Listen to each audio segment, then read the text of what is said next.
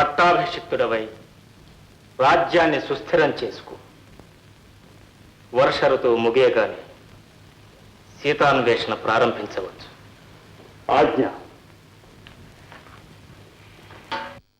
రామా, ఆశ్రిత వత్సల, నా అపరాధాన్ని మన్నించు. నేడే వానర వీరులను నేల 4 చెరుగులో పంపిస్తాను. వినత, వేలాది వీరులతో నీవు తూర్పు దిక్కుగా వెళ్ళు. సుషేణ, అశేష బలాలతో నీవు పడమటి దిక్కు వెళ్ళు. శతవలి, మితిలేని మంది మార్బలంతో ఉత్తర దిశ అన్వేషించు. జంబవంత, అంగద, హనుమ, మీరంతా దక్షిణ దిశగా వెళ్ళండి. స్వామి, నా తల్లి కనపడితే నీ క్షేమాన్ని విన్నవించుకుంటాను. కానీ నేను నీ బంటునన్న నమ్మకం ఆమెకు కలగాలి కదా. ఆనవాలిస్తావా?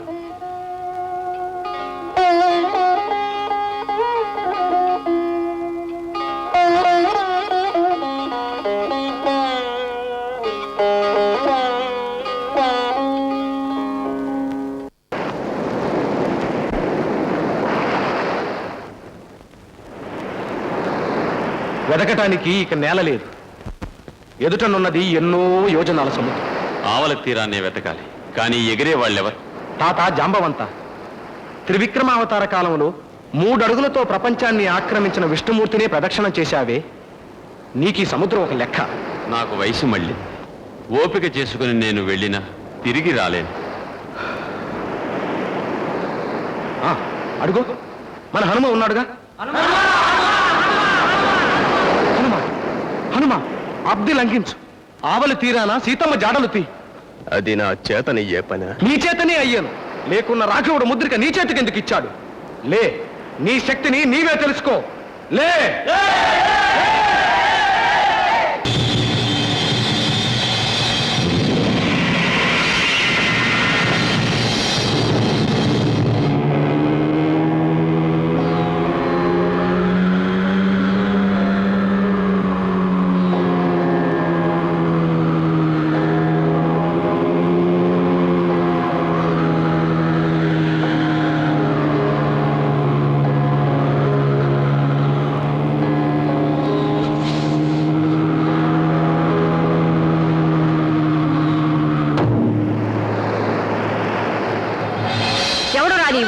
ఈ లంకిని తప్పించుకొని లంకలోకి పోదూచేవు.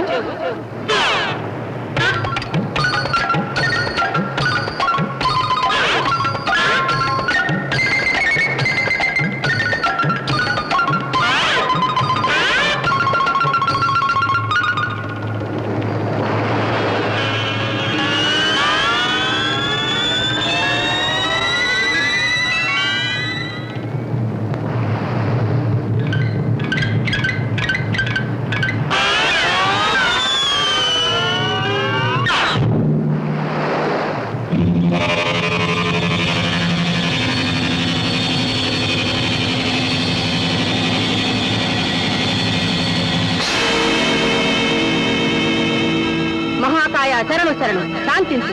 నీకోసమే యుగయుగాలుగా ఎదురు చూస్తున్నాను. అవును, ఏనాడు ఒక వానర వీరుడి చేతిలో నాకు అపజయం కలుగుతుందో ఆనాడే నాకు దాస్య విముక్తి కలిగేనని బ్రహ్మదేవుడు వరమిచ్చాడు. వెళ్ళు, నిరాటంకంగా లంకలో ప్రవేశించు. నీకు విజయం సిద్ధిస్తుంది.